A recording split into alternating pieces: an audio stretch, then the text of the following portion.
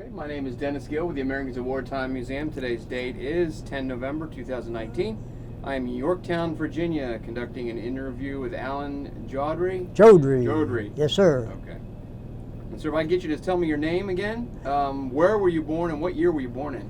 I was born in Worcester, Massachusetts in 1927. 1927. You were in what branch of the service were you in? Navy. The Navy. And what war or conflict did you serve during? It was the end of the World War II, December 44. It wasn't over yet. Okay. And traveling various parts in the Navy to get me places, I ended up as a corpsman. Okay. What, do you recall the events of Pearl Harbor? Do you remember hearing about that? Yes. What were your thoughts when you heard about it?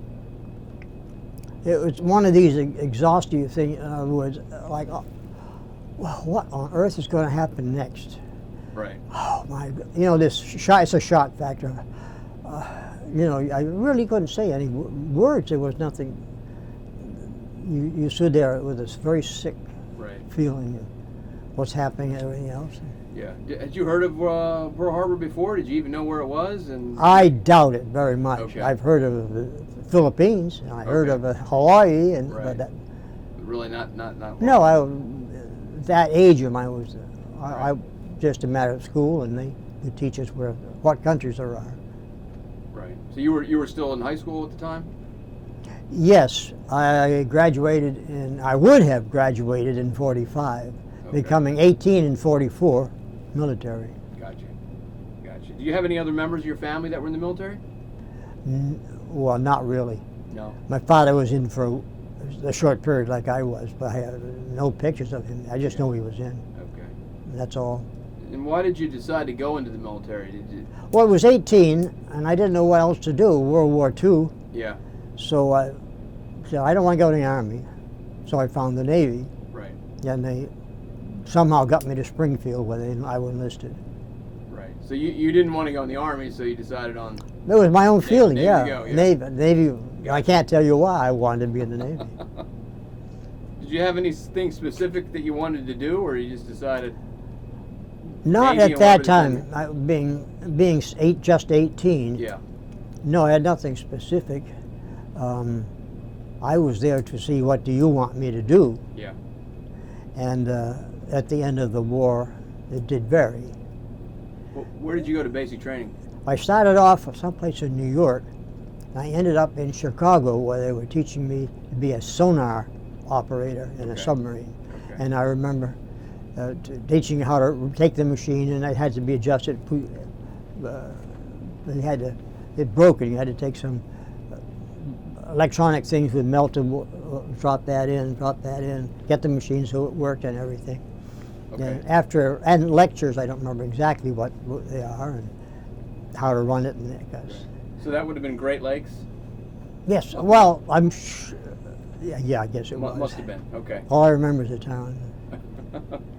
So you ended up being a sonar operator? No. That you didn't do I was on the list, Okay. and they even took some off. I think I was here to only need a group of 2 or 3, and I had done relatively well, but that was it. Now I was sent to Oregon, Okay.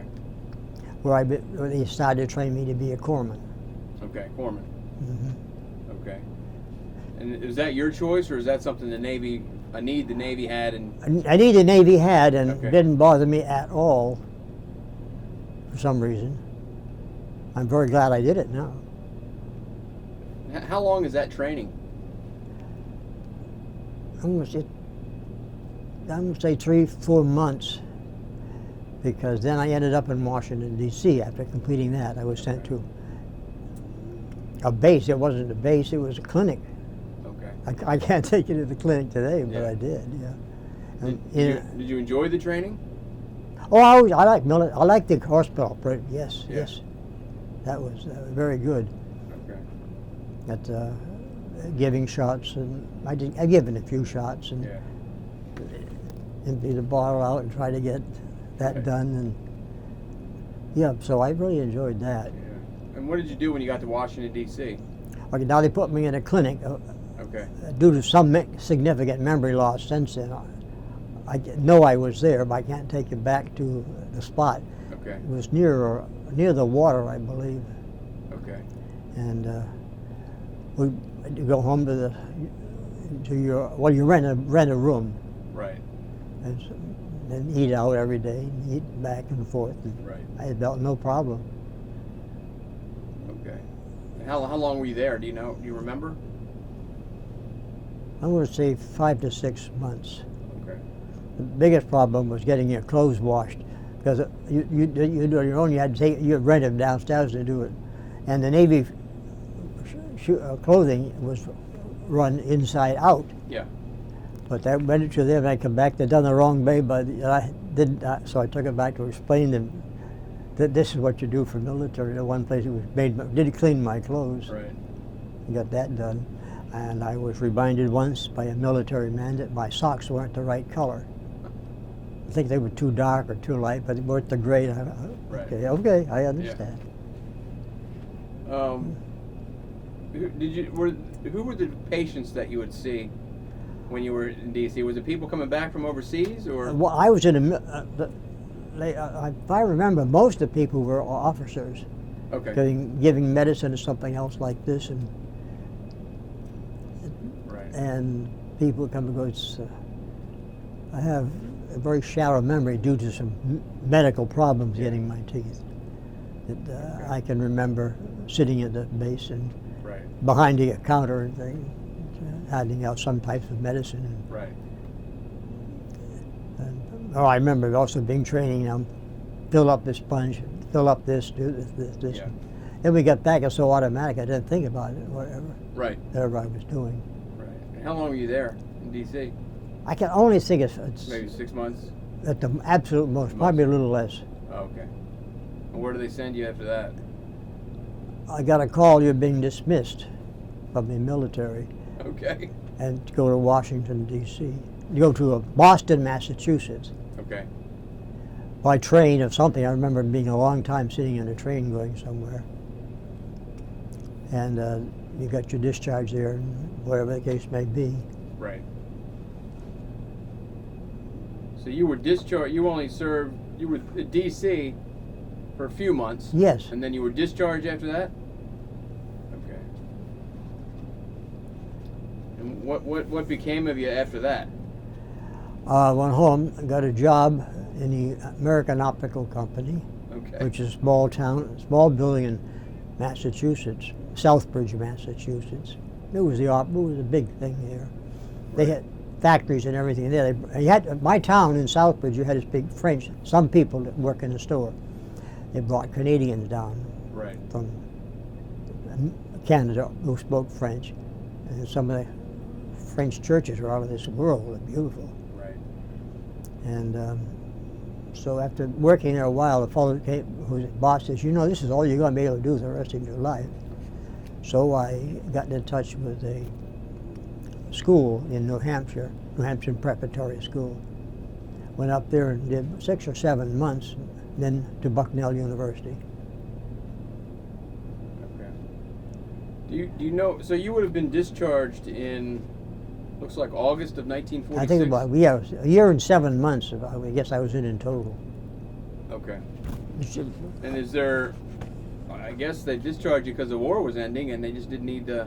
Oh no, I think it's a period of distance. Yeah, that ended, and Yeah. everything was.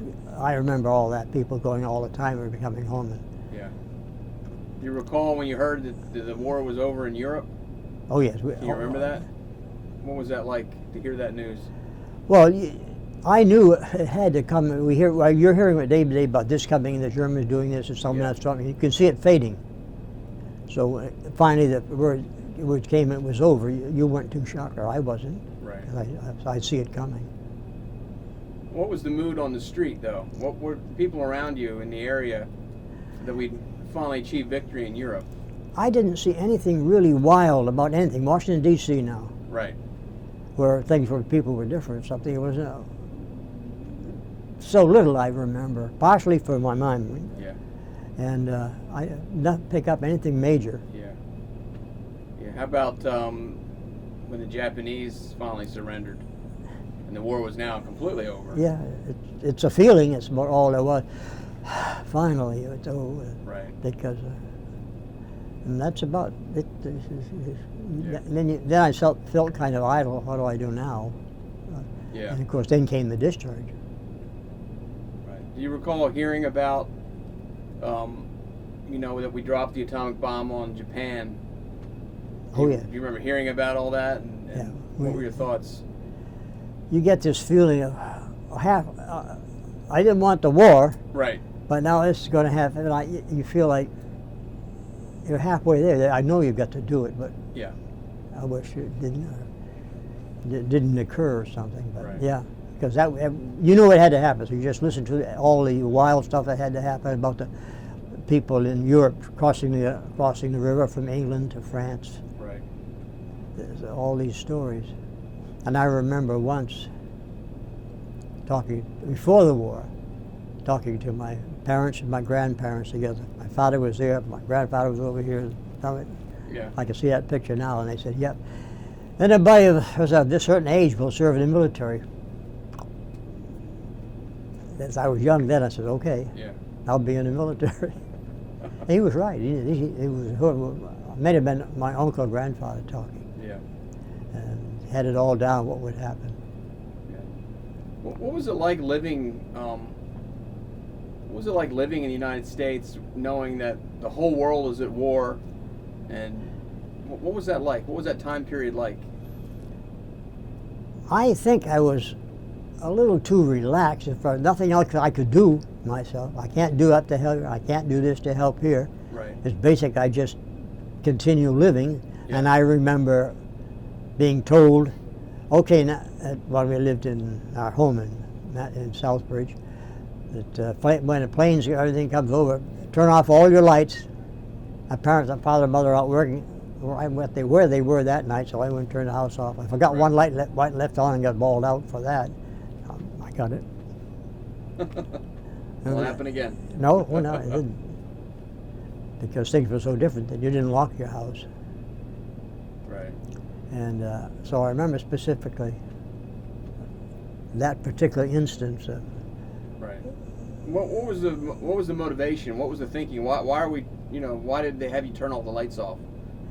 They were worried about. It was a test. They weren't coming. Right. But yeah. we had to learn, should they come at that time. When the warning and the alarm goes off in Southbridge, we're whirling the alarm, like whirling. Lights go off, you knew that, so you're back how to turn them off. So it was an instruction. So this was like an air raid siren in the middle of the city?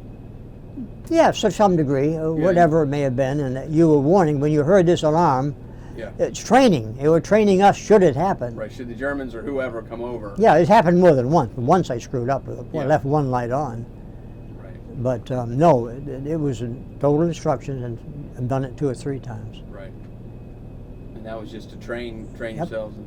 That's what you do. Well, here you come. All lights Right. go off. Yeah. And everybody had to do that, right? Yeah. Oh yes, it was a whole town. Yeah. Okay. How about rationing? Was there any rationing or anything like that of any food or? We didn't. I don't remember rationing. I remember sugar disappearing a little bit, Yeah. and my father drank tea. Some fruit was not available at the time. The lemons were missing, Right. but it didn't affect us that much, except he couldn't put lemon and sugar in his tea. Right. And to this day, I drink the tea without lemon and sugar because that's the way I learned it That's what from it was. Yeah. Was there a lot of guys that had gone off to war in your town while you're still young and in high school? I'm sure, but none that I know. Now you're talking about my personality. Yeah. I was extremely quiet from a family that's extremely quiet. Okay. I blew the light out in the car when I parked in the garage. I wouldn't expect it to be balled out, and I told my father exactly what happened. No major damage that I broke. The headlight came in too fast. He said, okay, take it easy. And he went on his business. That was his life, my life. Yeah. Very nice, calm, and quiet. So because of this, you don't expand too much. Right. It's a very good family. Yeah. So you didn't hear a lot about other people because of that. Yeah, right. How do you how has your wartime experience living during that period of time, how has that affected your life when you look back on it now? Yeah, well, it's something that's always there. You Right. can't drop it. I think of just what I've been telling you about. Yeah. I wasn't forced to bring it back. I probably hadn't thought about it for a year. Right. But, so I still live the whole thing. I remember the lights. I remember various other things happening. Right. And the warnings. We had warnings in Airraid to be careful if this happens, if this happens. Yeah. Be careful to do that. But it still remains. Whenever I think about what's going on, I keep saying to myself, okay, now what? I figured it was all over World War II. Yeah. And I do a lot of thinking what's going on now. And just, it's all wonderment and nothing, with a feeling like nothing I can do. Right. How do you think things have changed, compared to what life was like back then? Especially when it comes to, America's still at war. Yeah. How are things different now? Well, okay, there was a greater deal of unity there. Yeah. From every country that were working out. There was unity like Yeah. this. No trouble with Russia or any of the people I knew. Maybe it's minor, but like that. Right. And then, of course, during that time, everything was quiet. But now, of course, you got a person I'm going to call an egocentric, from what I learned in psychology, that heading in this country and in other countries, and then where did ISIS come from? I have no idea. And why is it doing? I have no idea, but you feel a bit shaken by it. Yeah. And then you've been reading about Mexico, I suspect, that what's going on there. And I can't answer myself as why. Right. Because I thought things would be a lot more peaceful then. And I took a vacation to Canada because I love the place. I got told about the story of the U.S. trying to take over Canada back in the 1800s. And I got a cap, which I didn't bring with me. Right. It says the War of, name of a street up there. Right. In Ottawa, Canada. They told me, that's what it indicated, yeah. When they come from Nova Scotia up into, Niagara Falls up into the invasion at that time. That was a story. Right. Because they were saying now everything is very nice that were there. Right. Somebody's going to watch this video hopefully 100 years from now. Maybe, I don't know. Well, is there any message you want to send them about your generation, what you guys did? A message from you guys to them 100 years?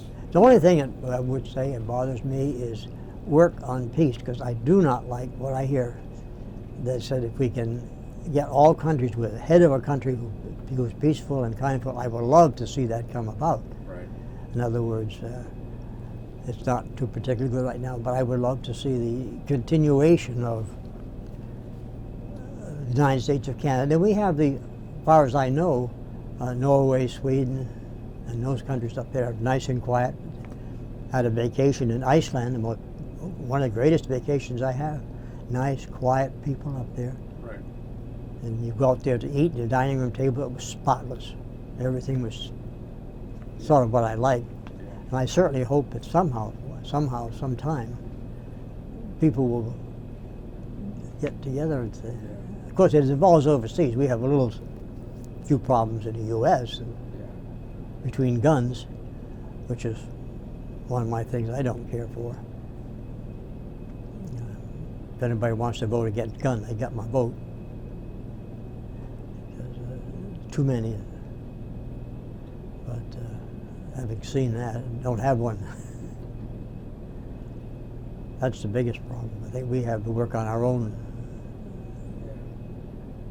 as well as try to work with other countries on a peaceful basis. I imagine peace is something we should all work for. Most definitely. But I don't think that mankind being what it is probably never achieved that in this lifetime anyway. No, because But it's a worthy goal. I had some information about all humans are different. And since they are different, some will like to drive a boat, some will race cars, Right. but there'll be some of those apparently who get they don't know how to control it, but they get upset, so they get a gun out and go to destroy something.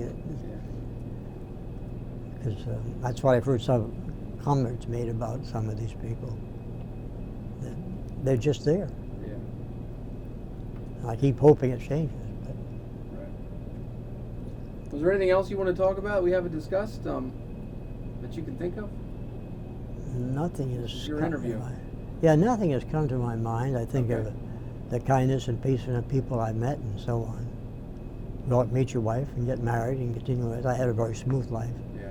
I did get a job with the government, or I served overseas. 2 years in Iran, Nigeria, 2 years, Sudan, 2 years, and Ethiopia 2 years, Sudan a year and a half. Okay. And then the government sent me home, and I worked in Washington, D.C., Maryland, Okay. till I retired in the first government as a finance officer. What was that like working in another country? There we had compared to living here. we had a group of, I forget the exact name of it, but we were sending money to help people over there.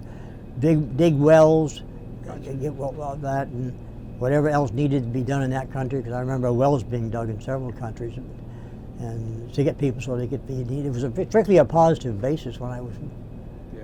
with the government then, and of course, the finance came, but my own finance, it went in directions where it was sent. In other words, it's a matter of controlling what you were getting. You knew where it was going. Right. So overall, you would say that your military experience in the Navy was a positive experience? Oh yes, yes. It couldn't be any other Couldn't be way. any better. Because I got a chance to see how things do change a little bit, because I did just one thing at a time, and I Right. recognized moving along and getting that you move on, you'll finally, as I did, finally get to Washington, D.C. Right. And after that, going to prep school, going to college, and then getting a job. And Right. then you're off. Now you're off, you're married. Okay. One time, this is what I do now. Yeah.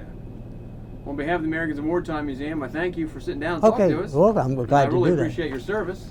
Glad to do that. I'll shake your hand, and I'm going to Thank give you a gift from us, just a little token of our appreciation. Oh, It's a challenge coin. Thank you. Oh, thank you. Good night. I have a number of coins on top of my dresser. This will be added to it. Perfect.